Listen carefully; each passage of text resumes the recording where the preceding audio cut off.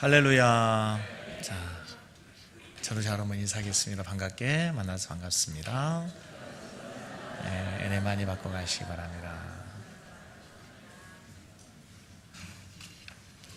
네, 요즘 그 2세돌 때문에 중3 어머니들이 난리가 났답니다. 명문고 알파고등학교 어디 있냐고. 알파고 어디 있냐고. 우리나라 특목고가 몇 개 있다는데 한번 우리 학부모들 참고해 보시기 바랍니다. 골프 명문고등학교인데 니디아고랍니다. 니디아고. 그 다음에 미스고는 미모관리 명문고등학교고, 여리고는 마음이 약한 아이들이 다니면 좋은 학교 여리고, 흔들고 댄서 육성학교 화약고, 화약 전문학교가 화약고라는데, 거기에 어떤 목사님이 그렇게 얘기했더라고요. 우리 그리스도인들은 웃고 감사하고 전도하고 기도하고 다니면 된답니다. 할렐루야. 자, 전후자로 다시 한번 인사하겠습니다. 하나님이 집사님을 사랑하십니다.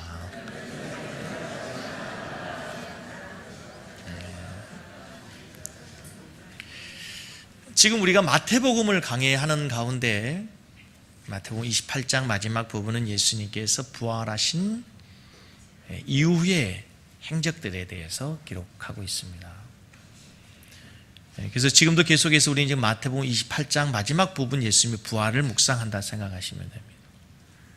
그래서 예수님의 부활에 대해서 우리가 지금 세 번째까지 살폈어요. 첫 번째는 기억나시나요? 예수님의 부활, 이것이 다릅니다. 그래서 다른 어떤 종교의 창시자들과 또 어떤 전제 군도들과 달리 예수님의 죽으심은, 예수님의 무덤은 비어 있었다는 거예요. 비어 있었어. 예수님의 죽으심이 비어 있었다는 사실보다 더 확실한 부활의 증거가 없습니다. 두 번째, 그때 예수님의 부활은 어떤 자유주의 학자들이 이야기하는 것처럼 예수님의 제자들이 만들어낸 신화랄지, 아니면 당시에 또 많은 사람들이 이야기하는 것처럼 기절을 했다거나 환상을 보았다는 그런 것이 아니라 역사적인 사실에 근거하고 있다 그랬어요. 두 번째는 예수님께서 부활하신 후에 제자들을 만나서 예루살렘으로 가라가 말씀하시지 않고 어디로 가라 그랬어요? 갈릴리로 가라 그랬어요. 근데 왜 하필이면 갈릴리였을까? 이 갈릴리는 제자들에게 굉장히 의미와 상징이 있는 장소였어요.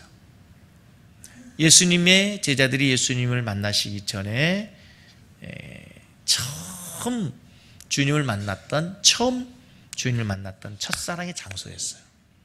그곳에서 잃어버린 첫사랑을 회복시키기 위해서, 그리고 갈릴리 바다는 그들의 삶의 터전이었어요. 이제 부활하신 주님께서 그들의 삶의 현장에 가셔서 그들과 함께 이제 살고 그들과 함께 생활하시겠다고 하는 그 예수님의 깊은 생각이, 말씀이, 의미가 담겨 있었어요. 지난주 예수님은 제자들을 만나셔서 두 가지를 확인시켜 주셨죠. 첫 번째는 실패감에, 좌절감에 빠져있는 제자들, 그 어떤 사명을 맡겨도 아무것도 할 수 없어요. 실패감 속에, 좌절감에 빠져있는 사람이 무슨 큰일을 할 수 있겠어요? 그래서 예수님이 첫 번째 그들에게 가셔서 뭘 확인하셨어요? 내가 너희들을 용서했다는 거였어요. 그리고 예수님께서는 제자들에게 한 가지 확인하기를 원하셨어요. 너희들이 이 사람들보다 나를 더 사랑하느냐. 제자들이 정말 다시 주님을 사랑하는지, 제자들이 정말 주님의 사랑을 회복하고 있는지를 확인하신 거죠. 자, 오늘은 이제 어떤 말씀이냐면, 그래, 예수님께서 부활하셨어요. 그러면 그 예수님의 부활하신 이후에 우리의 삶의 변화는 무엇이냐는 거예요. 그렇게 많은 성경에서 예수님의 부활에 대해서 증언하고 있고 예수님의 부활이 사실이라고 말하는데, 정작 우리에게는 그럼 어떤 변화가 왔는가? 예수의 부활이 과연 우리의 삶에 가장 크게 영향을 미치고 우리에게 가져온 변화는 무엇인가를 생각해 보려고 합니다. 여러분, 예수님께서 십자가에서 죽으시기 전에 여러 차례에 걸쳐서 예수님은 자신의 죽으심을 예언하셨죠. 그리고 예언하시면서 늘상 강조하신 얘기가 뭐냐면, 내가 죽는 것이 결코 너희들에게 손해가 아니다. 내가 죽는다고 하는 것을 염려하지 말아라. 근심하지 말아라. 사실은 내가 죽는 것이 실상은 너희들에게 뭐다? 유익이다. 그러시면서 꼭 약속해 주신 말씀이 있는데, 내가 죽고 난 이후에 다른 보혜사가 너희에게 올 것이다. 다른 보혜사가. 요한복음 14장 16절 말씀 보겠습니다. 요한복음 14장 16절 말씀.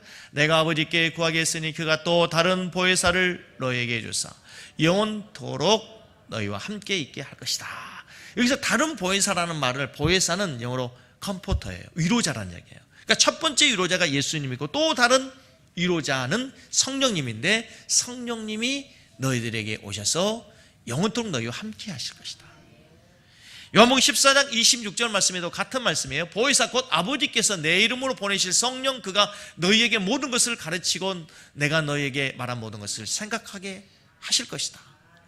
요한복음 16장 7절도 마찬가지예요.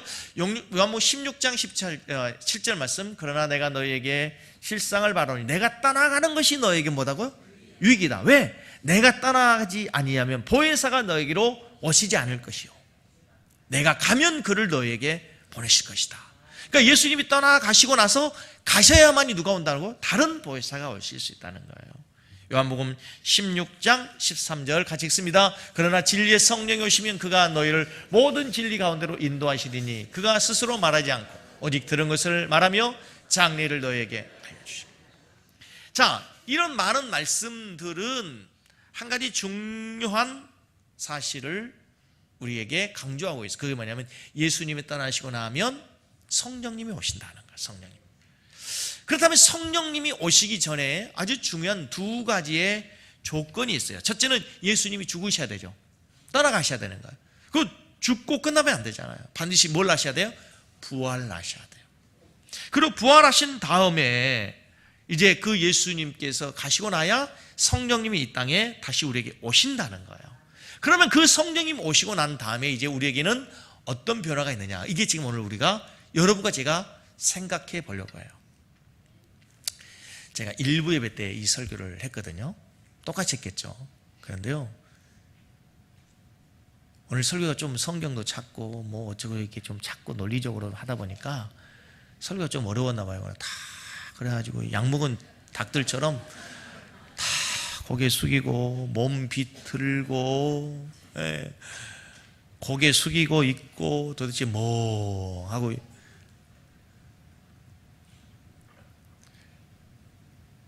이 시간 성령께서 여러분들에게 하나님 말씀을 깨닫게 할 수 있는 지혜를 주시기 바랍니다. 때로는 우리가 이 교리들에 대해서도, 우리의 신앙을 건강하게 세우는데 아주 중요한 뼈대가 우리의 신앙의 교리를 알아야 돼. 교리.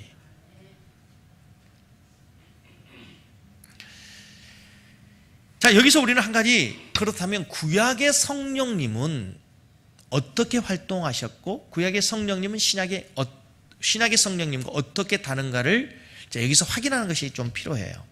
자, 그럼 이런 질문이 있어요. 성령님이 그러면 예수님의 부활 이후에 우리에게 오신다고 하면, 그러면 예수님의 부활 이전에 성령님 뭐 하셨어요? 어디 계셨어요? 그러면 예수님이 부활하여서 성령을 우리에게 보내시기 전에 그럼 성령님은 우리와 아무런 관계가 없었는가라고 하는 거죠. 그렇지 않아요. 먼저 성령님은 여러 가지 명칭으로 구약에 등장하는데, 가장 먼저 등장하는 것이 창세기 1장 2절이에요. 창세기 1장 1절, 태초에 하나님이 천지를 창조하시니라. 땅이 혼돈하고 공허하며 흑암이 깊음 위에 있고, 그 다음에 뭐죠? 하나님의 신은 수면에 운행하셨다. 거기에 하나님의 신이 바로 성령이에요. 그래서 구약에는 하나님의 신, 하나님의 영, 여호와의 영, 여호와의 신, 그리고 신약에서는 성령, 그리스도의 영, 이게 다 동일한 하나님의 영을 지칭하는 이름이에요. 하나님의 신이 언제부터 역사하셨어요? 창조 시에부터 있었어요. 그런데 이 하나님의 영이 아담과 함께 범죄하기 이전에는 얼마든지 함께 언제 어디서라도 교제할 수 있었는데 범죄한 이후에 범죄한 인간이 하나님을 만나면 어떻게 돼요? 죽게 됐어요. 그래서 함부로 인간이 하나님을 만날 수 없게 됐어요. 그래서 범죄한 아담이 두려워하잖아요. 그럼 구약시대에 하나님께서는 어떻게 역사하셨는가? 구약시대에 하나님은 특별한 사람에게 특별한 사명을 위해서 특별한 때에 역사하세요. 그러니까 대표적으로 여러분 잘 아시는 사사시대의 삼손의 이야기를 아시죠? 사사기 14장 6절 그리고 19절을 보면 여호와의 영이 삼손에게 강하니 임하니 그가 손에 아무것도 없이 그 사자를 염소 새끼를 찢는 것 같이 찢었다는 거예요. 무슨 얘기냐면 삼손이 평상시와 다른 게 뭐냐면 여호와의 영이 삼손에게 강력하게 임하니까 삼손에게 새로운 힘이 생겨요. 여러분 잘 아시는 놀라운 능력이 생겼어요. 그래가지고 사자를 그냥 두 손으로 염소를 잡는 것처럼 그렇게 맹수를 쉽게 잡았다는 거예요. 그러니까 우리는 어릴 때 주일학교 때 삼손이 그렇게 힘이 세게 된 비결이 어디 있었어요? 머리에 있었는데 그건 머리에 있는 게 아니에요. 뭐가 있었어요? 하나님의 신이 임할 때 삼손이 그런 괴력이 나오게 된 거예요. 또 사사기 14장 19절 말씀에도 동일한 말씀이 나와요. 여호와의 영이 삼손에게 갑자기 임하심에 삼손이 이스글론에 내려가서 그곳 사람 30명을 쳐 죽이게 됩니다. 그러니까 삼손이 맨손으로도 많은 사람을 이길 수 있는 그런 능력이 나온 게 뭐예요? 여호와의 영이 삼손에게 갑자기 임하게 되니까 그런 능력의 사람이 되었다는 거예요. 사사기 15장 14절도 비슷한 말씀이에요. 삼손이 레히의 이름의 블레셋 사람들이 그에게로 마주 나가며 소리 지를 때 여호와의 영이 삼손에게 어떻게 했다고요? 갑자기 임하심에 또 이런 일들이 있었어요. 그런데 이제 그 다음에 중에 20절, 16절, 20절 시작.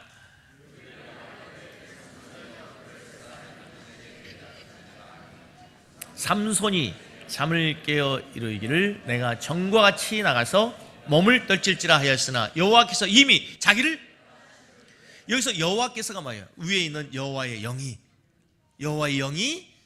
이미 자기를 떠나신 줄을 깨닫지 못했더라. 이 상황이 어떤 일인지 알죠? 드릴라가 누구예요?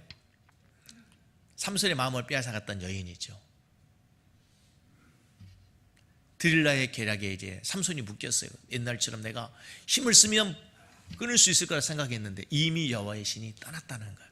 그러니까 여기서 아주 중요한 구약 시대의 성령론에 대해서 우리가 교훈을 받을 수 있어요. 비슷한 이야기가 여러분 아시는 다윗이 범죄한 후에 나단 선지자가 당신이 하나님 앞에 범죄했습니다 할 때 시편 51편에 침상을 적시며 회개하잖아요. 그때 기도할 때 다윗의 기도 가운데 하나가 뭐예요? 주의 성신을 내게서 거두어 가지 마십시오. 그러니까 구약시대는 하나님의 선지자들에게 하나님의 필요할 때에 임하여서 하나님의 말씀을 주시고 하나님의 사사들에게 임하여서 능력을 주셔서 일을 감당하게 하시고 그 일이 끝나면 어떻게 해요? 하나님의 성령이 떠나가시는 거예요. 여호와의 신이 떠나가게 됐다는 거예요. 그러나 이제 그리스도의 부활 이후에는 하나님의 성령이 그렇게 역사하지 않는다는 거예요. 특별한 사람, 특별한 장소, 특별한 때에만 하나님의 성령이 왔다 갔다 하는 그런 것이 아니라 이제는 오순절 마가의 다락방 이후에 예수님이 부활하시고 난 후에 오순절 마가의 다락방 이후에 하나님께서는 하나님 백성들 모두에게 누구에게나 다 하나님의 성령을 물붓듯 부어주시게 된 줄로 믿습니다. 그런데 이제 이 오순절 마가의 다락방이 있기 전까지 예수님이 여러 차례 제자들에게 말씀하시죠. 너희들이 예루살렘을 떠나지 말고 하나님이 약속하신 것을 기다려라.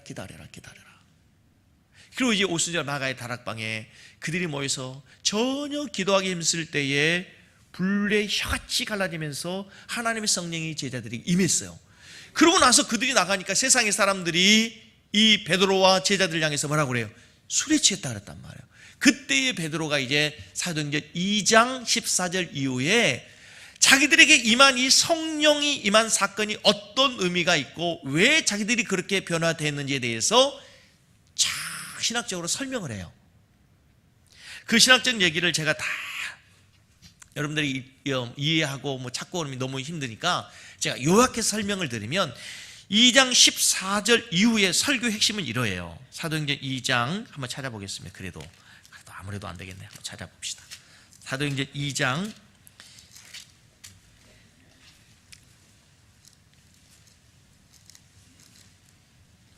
사도행전 2장 14절 보세요. 베드로가 11사도와 함께 서서, 자 13절 보면 또 어떤 이들은 조롱하여 이르되 그들이 뭐 했다고? 새술에 취했다. 지금 성령 받은 제자들을 향해서, 사도들을 향해서 사람들이 새술에 취했다고 얘기한단 말이에요. 그것에 대해서 이제 성령 받은 사건에 대해서 베드로가 설명하는 거예요.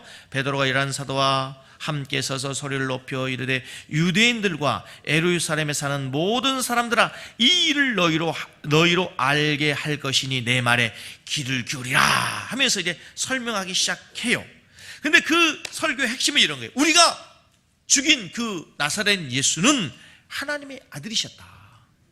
우리가 알지 못하고 하나님께서 보내신 그 메시아를 우리가 십자가에 못 박아 죽였다. 그러나 자 사도행전 2장 31절 말씀에 31절 미리 본고로 그리스도의 부활을 말하되 그가 음부에 버림이 되지 않고 그의 육신이 썩임을 당하지 아니할 것이라 하시더니, 예수님께서 죽었지만 죽기 전에 예수님이 자주 말씀하시기를 내가 결코 죽음으로 끝나지 않고 다시 부활할 것이라고 말씀하신 것처럼 32절 이 예수를 따라서 하겠습니다. 하나님이 살리신지라, 하나님이 살리신지라. 이 예수를 누가? 하나님이 살렸다는 거예요. 그리고 나서 33절에 같이 있습니다. 하나님이 오른손으로 예수를 어떻게? 하나님이 오른손으로 예수를 높이심에, 하나님 예수를 오른손으로 높이셨다는, 그가 약속하신 성령을 아버지에게 받아서 너희가 보고 듣는 이것을 부어주셨느니라. 중요한 얘기가 여기 있어요. 예수님이 십자가에 죽으시고 부활하신 이후에 하나님이 예수를 어떻게 했다고요? 오른손으로 어떻게? 높이신 거예요. 그럼 예수님을 하나님께서 오른손 높이신 사건이 뭐예요? 승천이야, 승천. 부활하시고 승천. 그래서 이 부활하고 승천하신 이후에 빌립보서 말씀에 보면 어떻게 됐어요? 예수님이 하나님의 보좌의 우편에 앉으셨고 모든 이름이 예수의 이름 앞에 무릎을 꿇고 예수를 뭐라고 고백하는 거야? 주라고 고백하게 된 거죠. 그 예수님이 하나님 보좌 우편에 앉으셨다는 얘기를 지금 하나님께서 예수를 오른손으로 높이셨다는 얘기예요. 그리고 높이시고 난 다음에 33절이었죠? 그가 약속하신 성령을 아버지에게 받아서 너에게 주셨다. 근데 이 아버지에게 받아서 주셨다는 것을 자 38절에 가서 보면 베드로가 이르되 너희가 회개하여 각각 같이 읽습니다. 예수 그리스도의 이름으로 뭘 받고? 세례를 받고 죄의 사함을 받으라. 그리하면 성령을 뭘로 받으리니? 성령을 뭘로 받는다고? 선물로 받는다는 거예요. 자, 지금 제가 뭘 강조하려고 하는가 하면 우리가 성령을 받은 사건이 어떤 의미가 있는가를 지금 여러분이 설명하려고 하는 거예요. 너무 중요하기 때문에. 구약시대는 하나님께서 특별한 사람에게만 특별한 사건을 위해서, 특별한 일을 위해서, 사명을 위해서 특별한 때에 주시고 성령이 떠나셨단 말이에요. 그러나 오늘날은 그렇지 않단 말이에요. 무엇으로 인해서? 예수님의 부활 이후에 성령이 우리에게 오셨는데 그 어떤 의미로 이제 이 성령이 우리에게 오신가 하면 중요한 게 베드로가 그 오순절 성령 사건 이후에 자기에게 일어난 일들을 신학적으로 설명하는 거예요. 우리가 새술에 취한 것이 아니다. 너희들이 하나님이 보내신 메시아 예수를 십자가에 못 박아 죽였으나 하나님이 그분을 살리셨다. 하나님께서 예수를 살리시고 그의 오른손으로 그를 높이셔서 그분이, 그 예수가 이제 하나님 아버지에게 성령을 받아서 우리에게 주셨는데 그걸 우리에게 뭘로 주셨다? 선물로 주셨다. 누구에게 주시느냐? 우리의 죄를 38절 말씀에 우리의 죄를 회개하고, 우리의 죄를 회개하고 세례를 받고 죄사함을 받으면 성령을 선물로 주신다는 거예요. 이게 뭐냐면 하나님의 백성이 되면이에요. 죄사함 받고 회개하고 하나님의 백성이 되면 선물로 주시겠다. 이제 이거는 고대 왕들의 이게 총신대 신대원에서 저희들이 공부할 때 이한수 교수님이 저희들을 가르칠 때 그렇게 말씀하죠. 이거는 고대 근동의 그 왕들이 취임식 할 때에 왕의 취임식과 연관돼서 이 말씀이 설명이 돼야 돼요. 여러분, 북한에 지금도 뭐 김정은이 아니면 김일성 또 김정일, 김정은 모두가 다 자기들의 생일에 아니면 무슨 기념일에 백성들이 뭘 줘요? 선물을 주잖아요. 보급, 배급품을 주고 뭘 준다 그러잖아요. 자기들의 이름을 높이기 위해서, 그리고 자기가 그들의 왕이라고 하는 것을 인식시키기 위해서 선물, 배급품을 주는 거예요. 고대의 임금들도 그랬어요. 임금이 되면 하는 일 가운데 몇 가지가 있어요. 첫 번째요, 새로운 법을 선포해요. 새로운 법을 선포해요. 두 번째는요, 새로운 일꾼들, 새로운 신하들을 임명해요. 충신들을. 그리고 한 가지 뭐예요? 이제 백성들에게 선물을 주죠. 땅도 주고 뭐도 주고 뭐도 주고 선물을 주잖아요. 예수님께서 지금 하나님의 보좌 우편에 앉으셔서 왕의 자리에 하나님 보좌 우편에 앉으신 거예요. 세상의 모든 통치권을 가지신 거예요. 빌립보서 2장 말씀에처럼 모든 이름이 예수의 이름 앞에 무릎을 꿇게 되는, 이제 예수님의 십자가에서 죽으시고 이 땅에 오셔서 구원사역을 이루신 것에 대한 보상으로, 표현 좀 이상하지만 이제 그분이 하나님의 아들로서의 통치권을 가진 거예요. 왕으로서. 그 왕이 되신 이후에 이제 자기 백성들에게 주신 선물이 뭐냐? 자신의 영, 자신의 성령을 우리에게 선물로 주신 줄로 믿습니다. 베드로가 그 얘기를 하는 거죠. 그러니까 이 성령은 무엇으로 받는 거예요? 하나님의 백성된 자들에게 주어지는 선물로 믿음으로 우리가 이제 받게 되는 거예요. 할렐루야.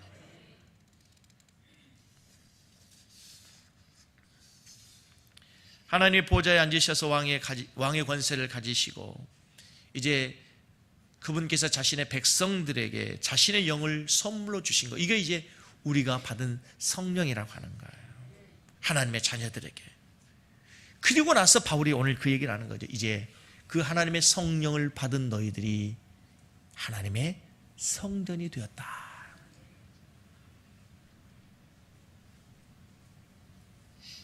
이제 예수님의 부활로 인해서 이제 완전히 성전의 개념이 바뀌어지는 거죠. 장소의 개념이 파괴되고, 그렇죠? 오늘 사도 바울은 고린도전서 3장 16절에서 이스라엘 백성들에게는 감히 상상할 수 없는 혁명적인 엄청난 선언을 해줘. 너희가 하나님의 성전인 것을 알지 못하느냐. 여러분, 이스라엘 백성들이 하나님의 성전을 얼마나 소중히 생각하는지 여러분들 우리는 상상할 수 없습니다. 우리가 생각하는 성전의 개념과 유대인들이 생각하는 성전의 개념은 상상할 수 없어요. 하나님에 대한 개념도 그렇잖아요. 우리는 마음껏 하나님의 이름을 부를 수 있지만 그들은 하나님의 이름도 부를 수 없죠. 함부로 이름을 부를 수 없죠. 그리고 그들은 모든 삶의 중심이 하나님의 성전 중심이었어요. 광야 40년을 생활할 때 12지파가 3지파씩 동서남북으로 나눠서 텐트를 쳐요. 근데 그들이 항상 문은 어디를 향하여 보도록 되어 있어요? 성전을 바라볼 수 있도록. 모든 지파들이 성전을 중심으로 하루의 생활이 시작돼요. 그래서 문을 열고 딱 나오면 가장 먼저 보이는 게 뭐예요? 성전. 그때 뭐예요? 절을 하는 거예요. 하루에 3번씩 유대인들이 그리고 이슬람 교도들이 지금도 절을 하잖아, 기도하잖아. 그게 문을 열고 나오면서, 밥을 먹고 나오면서 그들이 먼저 기도하는 거예요. 얼마 전에 언젠가 부산 해운대를 이제 어느 그 장례식에 갔다가 이렇게 잠깐 들렸는데, 저희들이 이렇게 바다를 거는 그 해운대 그 백사를 걷는데 갑자기 그 아랍 사람들이 몇 명이 거기에 이렇게 뭐죠? 그 돗자리 같은 걸 깔고 갑자기 절을 하는 거예요. 3사람이. 제가 카메라에 사진을 찍어놨다가 그게 찾아보니까 없어졌더라고요. 뭐 하는 거예요? 그들이 정해진 시간에 자기들의 성전을 향하여, 성전 쪽을 향하여서 기도하는 거예요. 그게 원래 유대인들에게서 시작되는 거예요. 하루에 몇 번씩 기도하는 게 바로 하나님의 성전을 중심. 그래서 그들의 모든 삶의 중심은 성전 중심이 되었단 말이에요. 그리고 1년에 3번씩 어떻게 해요? 절기마다 하나님의 성전을 찾아간단 말이죠. 바로 옆 동네 가는 게 아니라 저기 먼 곳에서, 우리로 얘기하면 강원도에서, 전라도에서 경상도에서 비행기 타고 오고 KTX 타고 오는 게 아니잖아요. 뭘로 와요? 걸어서 오는 거예요. 걸어서. 하나님의 성전을 사랑하는 마음으로.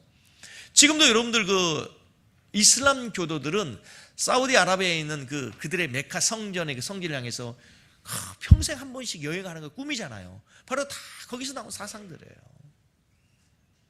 그렇게 소중히 여기고 그렇게 그들이 꿈에도 그리는 성전을 이제 너희들이 성전이라는 건 너희들이 성전이라. 얼마나 혁명적인 이야기입니까?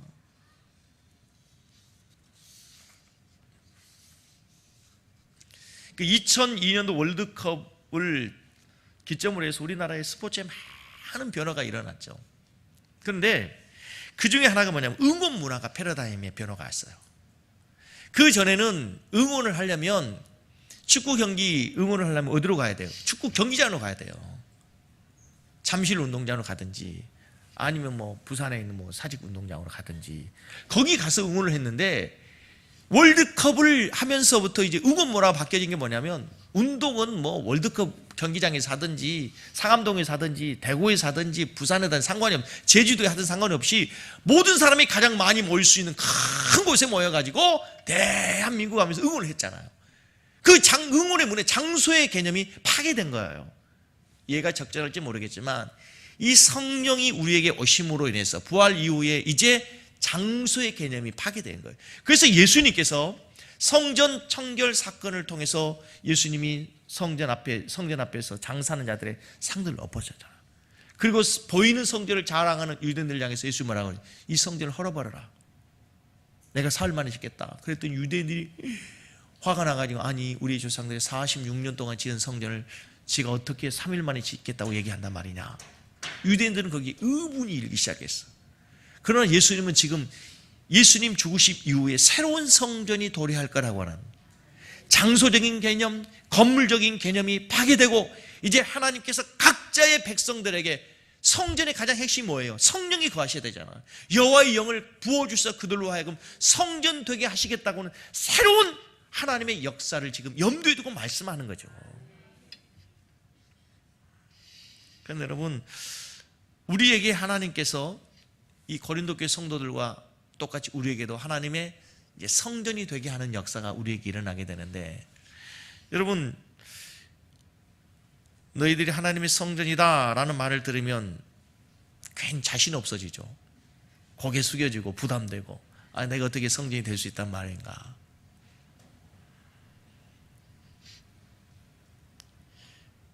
너희가 하나님의 성전이 되라는 말을 들으면 괜히 우리는 그런 자격이 없고 그런 사람의 칭찬받기에 너무나 부족하다고 하는 사실을 우리들이 너무 잘 안단 말이죠.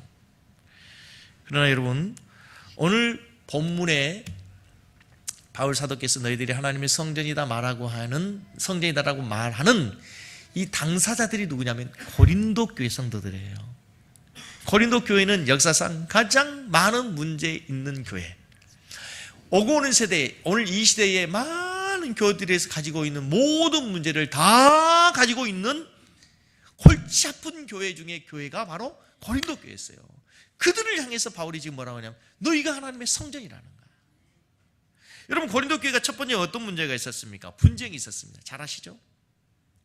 바울파, 게바파, 아볼로파, 그리스도파, 각자 분쟁이 너무 파들이 너무 많았어요.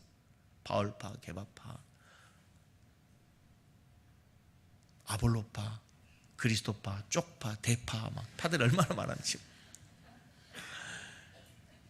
그런 분쟁이 많았던 분쟁, 파당이 많았어요. 두 번째, 고린도 지역은 항구 도시였어요. 항구 도시는 많은 무역이 성행하잖아요. 무역이 성행하면 뭐예요? 사람들이 많이요, 돈이 많이 돌고, 그러면 사치와 향락의 문화가 발달해요. 그렇죠? 여기서 고린도 지역에는요 많은 우상 숭배, 음행이 있었어요. 그래서 심지어는 이 음행이 어디 있고 교회 내에까지 와서 교회 내 성도들 가운데도 근친 상간이 있을 만큼 엄청나게 윤리적으로 문란한 교회였어요. 세 번째는요, 이 교회는 거짓 교사들이 왔어요. 그래서 바울 사도가 아니라고, 진짜 사도가 아니라고, 예수님의 진짜 제자가 아니라 바울 사도를 공격하는 거짓 교사들이 있었어요. 그리고 그 교회는 또 많은 은사로 인해서 얼마나 많이 문제가 있었는지 몰라요. 우상 숭배로 인해서 얼마나 많은 문제가 있는. 아무튼 교회의 문제란 문제는 다 가지고 있는 교회에서.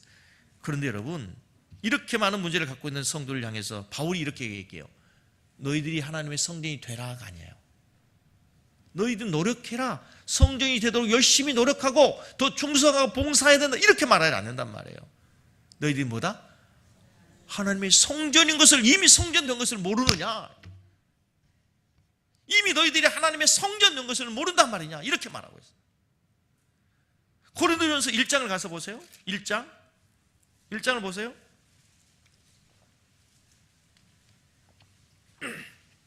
1장 2절. 고린도에 있는 하나님의 교회 곧 그리스도 예수 안에서 거룩하여지고 성도라 부르심을 입은 자들과 이 너희들에게 내가 편지한다, 이런 얘기죠. 지금 이 고린도 교회 성도들이 거룩해요? 거룩하냐고요? 거룩해요? 왜 거룩하지 않다는, 지금 거룩하다는데. 그러니까 우리의 개념과 하나님이 말씀하신 거룩 개념이 완전히 다른 거예요. 우리는 늘 윤리적으로 생각해요. 죄 짓지 않고 깨끗하고 성결하고.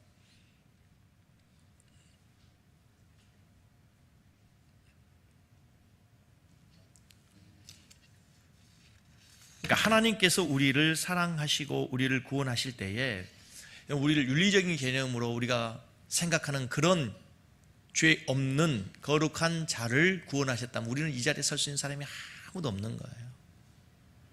그러니까 성경에서 말하는 거룩의 첫 번째 개념은 구별이요. 구별이라는 거예요. 하나님의 자녀로 구별된 것을 거룩하여지고 이렇게 된 거예요.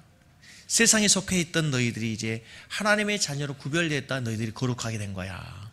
그러니까 거룩하게 되었기 때문에 그 다음에 요구되는 게 있어요. 이제 성결한 삶. 거룩은 두 번째 요소가 바로 이제 구별과 더불어 구별됐기 때문에 어떻게 돼요? 깨끗하고 성결한 삶이 요구되는. 그래서 17절에 나와요. 고린도전서 3장 17절 시작. 누구든지 하나님의 성전을 더럽히면 하나님이 그 사람을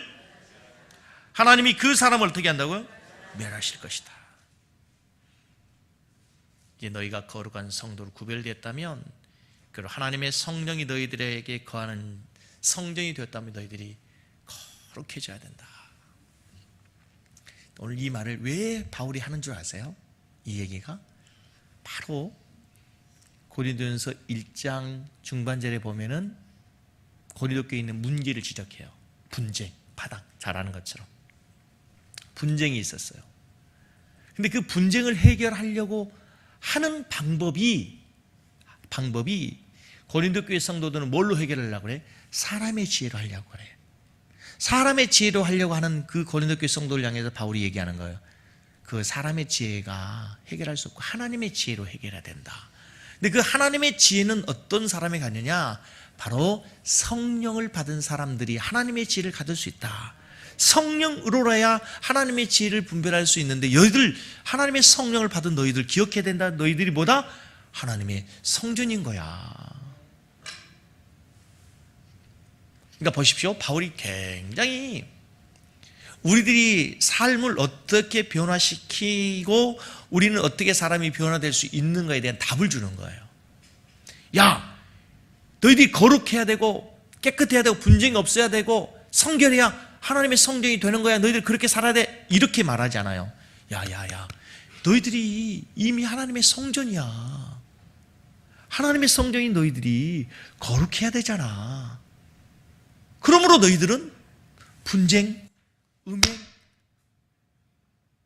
거짓 교사들과의 유혹, 이런 모든 것에서 너희 자신을 깨끗이 해야 돼. 바울이 그렇게 얘기하는 거예요.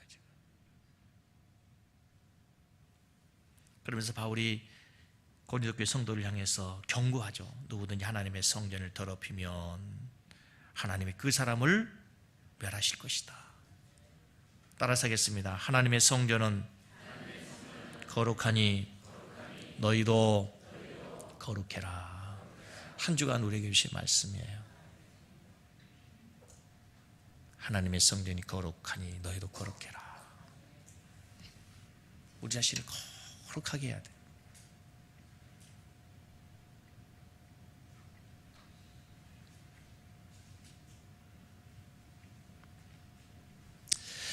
하나님의 성전이 되었다는 말의 의미를 수없이 생각해 볼 수 있겠지만 가장 첫 번째는요, 따라서 하겠습니다. 귀하게 여기십시오. 어떻게 여겨요? 여러분 자신을 귀하게 여기세요. 함부로 생각하지 마시고, 외모로 함부로 판단하지 마세요. 우리 안에 하나님의 성령이 거하시는 성전인 우리를 겉에 외모로 겉에 보여지는 것으로 다 판단하면 안 돼요. 모든 사람은요, 겉에 외적인 것보다 가장 더 중요한 것은 내적인 거예요. 근데 사람들은요, 어쩔 수 없이 내면을 볼 수 없기 때문에 겉을 보고 사죠. 제일 무서울 때가 어떤 거냐면, 화장품 살 때 여러분 뭐 보고 삽니까? 케이스 보고 삽니다. 케이스 보고. 케이스가 무슨 소용이 있습니까, 여러분? 네? 근데 우리가 대부분 다 그러잖아요. 모든 것들을 살 때 다 겉에 있는 빛나는 거, 광나는 거, 윤기 나는 거, 그게 좋은 걸로 생각하는데 전혀 그렇지 않잖아요. 기억하세요.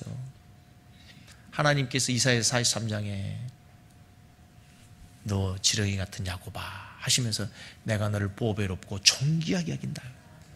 세상의 사람들 보기에는 지렁이 같고 하찮은 미물에 불과하지만 하나님께서 이스라엘 백성들을 보실 때 너희는 보배롭고 존귀한 자들이라. 여러분 자신을 여러분이 소중히 여기지 않고 여러분이 여러분 자신을 사랑하지 않으면 누가 사랑하지 않아요. 저 좀 보세요, 여러분. 그런 의미에서 여러분 자신을 잘 가꾸셔야 돼요. 이스라엘 백성들이 하나님의 성전을 때 청색, 자색, 홍색 실로 금으로 치장하고 그랬잖아요. 그렇다고 막 금으로 치장하라는 얘기는 아니지만 좀 이왕이면 여러분 하나님 주신 육체니까 건강에 잘 가꾸셔야 돼요. 아멘? 교회 오실 때는 막 파란색도 바르시고 빨간색도 바르시고 막 바르세요. 그럼 너무 자연을 많이 훼손하지 마세요. 너무 훼손하지 마시고 적당한 선에서. 네.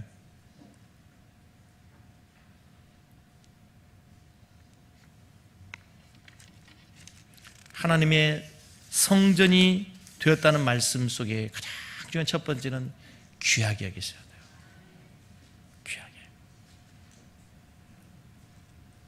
두 번째는 성전답게 살아야 돼요. 성전답게. 그게 뭐냐?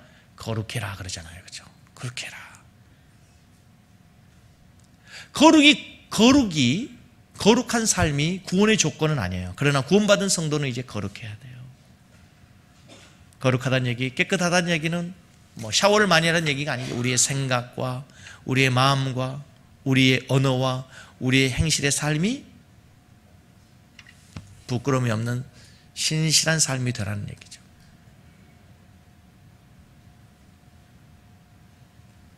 삶에서 구별되고. 언젠가 그런 말씀을 했더니 어느 목사님이 그러시더라고요. 자기 교회 집사님 한 분 가운데 아직 주초 문제가 해결되지 않는 분이 있었대요. 저는 너무 그런 부분에 대해서 이렇게 율법적으로 하고 싶지 않아요. 그게 구원하고는 전혀 상관이 없어요. 네. 그보다 더 중요한 많은 교리들이 있는데 한국에는 아주 유독 그게 중요한 문제인데, 그 담배를 끊지 못하는 집사님이 식사하시다가 화장실을 갔다 오시더래요. 그랬더니 그러시더래요. 집사님, 담배를 끊으세요. 그렇게 집사님 몸 안에 연기를 가득 채우면 예수님이 얼마나 답답하시겠어요. 근데 그게 그렇게 중요한 문제가 아니에요. 그런 것보다 더 중요한 게 있어요. 우리의 삶에. 우리의 삶을 거룩하게 하는데 더 중요한 게 있어요. 우리의 생각, 우리의 삶. 또 이런 설교 들으면 우리 목사님은 그런 부분을 굉장히 관대하시고 이렇게 열어놓으시구나. 절대 그런 게 아니에요. 하나님의 성령을 받으면 제가 경험한 바로는 그런 것이 자연적으로 끊어지더라고요. 제가 성령 받고 저도 예수 믿기 전에는 그런 것들이 그렇게 좋은 줄 알았어요. 근데 너무 하나님께 감사한 게 성령 받는 순간 그게 단순간에 끊어지죠. 단순간. 다 성령 받기를 주의를 축복합니다. 할렐루야. 하나님의 성전을 멸시하는 자를 하나님이 멸하신다라고 말씀하실 때 생각나는 한 사람이더라. 엘리 제사장의 아들들. 그들이 하나님의 성전에 있으면서도 하나님을 두려워하지 않았어요. 하나님께 드려져야 될 제물을 자기들이 먼저 함부로 취했어요. 성전에서 수종되는 여인들을 함부로 범했어요. 하나님께서 그들에게 징계하시죠. 사무엘상 4장에 보면 이스라엘이 블레셋과 전쟁에 피하고 난 다음에 지도자들이 모여서 피한 원인을 논의한 끝에 다시 전쟁에 나갈 때 우리에게 하나님의 법궤가 있지 않느냐, 하나님의 법궤를 가지고 나자. 그들이 전쟁에 나가가지고 어떻게 해요? 법궤를 빼앗겨버려요. 거기서 놀라운 중요한 사실 한 가지가 있어요. 그들이 전쟁에 나가서 법궤를 빼앗기고 뿐만 아니라 홈리와 비느하스 전쟁에서 죽고 말아요. 거기서 중요한 것, 거룩하지 못한 백성에게 하나님의 법궤는 더 이상의 능력이 아니에요. 거룩하지 못한 백성들에게 주어진 하나님의 은사, 하나님의 능력은 더 이상의 능력이 아니란 말이에요. 사도 바울은 고린도교회 성도들을 권면하여 너희의 몸을 더럽히지 말아라. 하나님의 성전은 거룩하니 너희도 거룩해라. 한 주간 여러분 마음속에, 생각 속에 늘 이 한 구절을 기억했으면 좋겠어요. 하나님은 거룩하니 너희도 거룩해라. 17절 다시 보세요. 하나님의 성전은 거룩하니 너희도 그러해라. 이 말이 거룩해라는 얘기잖아요. 어느 목사님이 그렇게 설교했더라고요. 동물들은요 본능을 따라 살아요. 동물을 본능적으로 살아요. 그래서 육체의 본능으로 사는 사람은 동물이에요. 좀 더 성숙한 사람은 이성으로 삽니다. 이성으로 판단해서 이성적인 사람, 그것은 인간이에요. 그러나 그리스도인은 성령의 인도하심을 받아 살아야 돼요. 본능에 따라 살면 동물적인 삶이에요. 이성적으로 살면 인간적인 삶이에요. 그러나 영적인 삶, 신앙적인 삶은 하나님의 성령으로 인도받는 삶이 되어야 될 줄로 믿습니다. 하나님의 성전인 우리들이 살아야 될 삶은 주의 말씀을 따라서 신실하게 말씀대로 살아가는 삶이에요. 어느 가게 주인이 동네 사람들에게 가까운 교회에 새로 부임해온 목사님을 그렇게 칭찬하더랍니다. 특히 그 목사님 설교를 그렇게 잘하신다고. 한 번은 손님이 물었대요. 그러면 목사님이 지난주에는 도대체 어떤 설교를 하셨어요? 그랬더니 저는 교회를 나가지 않습니다. 그런데 어떻게 목사님이 설교를 이렇게 잘한 줄 아세요? 그랬더니 네, 그 목사님 오시고 난 다음에 그 교회 성도들이 외상값을 잘 갚아요.